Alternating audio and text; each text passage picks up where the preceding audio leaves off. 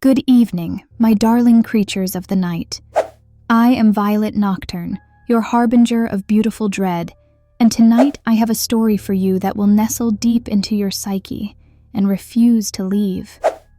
They say we fear the unknown because it is infinite in possibility. But what if the unknown comes to us disguised as something familiar? What if a place you depend on for safety becomes the compass of your nightmares? Settle in, because tonight we explore the haunting of Room 13. You are safe, of course. Relatively.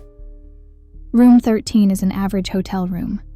Beige walls, a nightstand, a bed that creaks under the weight of dreams, and tired carpet pulling it all together like a resigned sigh. It's a place thousands of travelers have passed through, showered in, slept in, and left behind as quickly as they arrived. But tonight, this room does not like to be forgotten. It has never taken well to being overlooked, ignored, and unknowingly defiled. Enter Jeffrey Morrissey, a traveling sales rep, dubious in both demeanor and appetite. A man always one deal away from his big break, eternally rushing but never arriving. Jeffrey checked into room 13 on a particularly stormy night. The concierge warned him with a rehearsed laugh. "Oh, 13's supposed to be unlucky, but we've never had a complaint. Yet." He uttered the words without conviction, as if disclaiming something he didn't want to believe in himself. Jeffrey was dismissive. He didn't believe in omens, superstition, or energies older than walls. He only believed in the bottom line. The storm raged as Jeffrey threw his suitcase onto the bed. It seemed he would spend the night alone, but the room had no intention of letting solitude occur. On the bedside table awaited a curious object, a small mirror with ornate carvings, a prop, perhaps, or a relic accidentally left behind by a previous guest.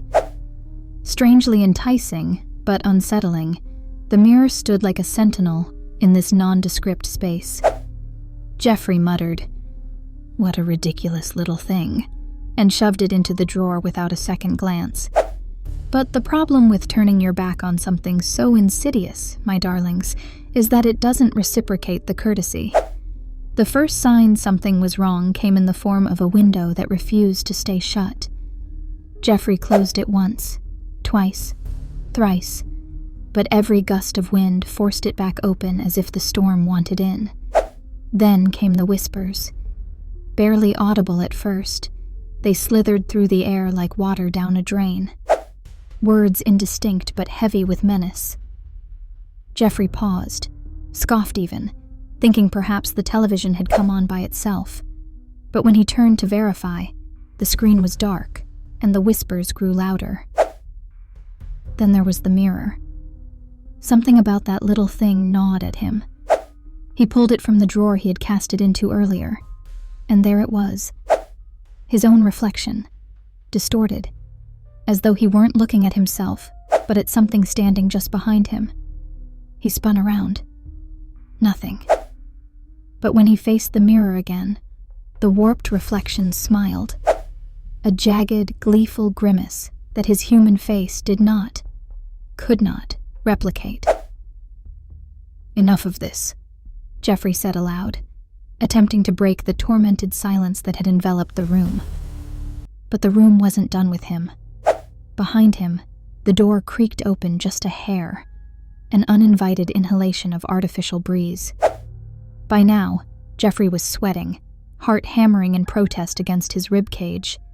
He stumbled to the door only to see, not the stormy corridor he remembered, but an expanse of black. Not the comforting dark of night, but a nothingness, a starless void that yawned hungrily in his direction. He slammed the door shut, only for the whispers to return. Angrier now, seething with their intrusion. "Who occupies room 13? They hissed, not into his ears, but directly into his mind.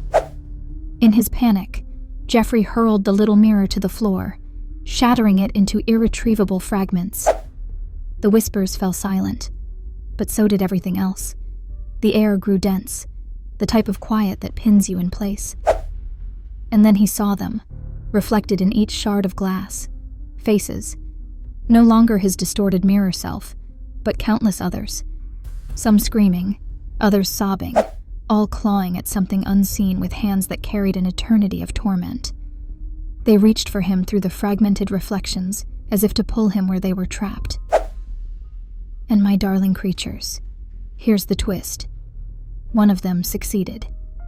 Jeffrey disappeared that night. Housekeeping found the room in pristine condition the next day. No shards of glass, no evidence of violence. Just a quiet, beige space waiting for its next occupant.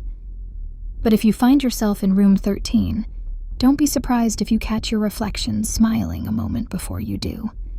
And so, my dearest viewers, we end tonight's tale. But be wary, for some rooms never let you leave. Sweet dreams, or should I say, dark ones.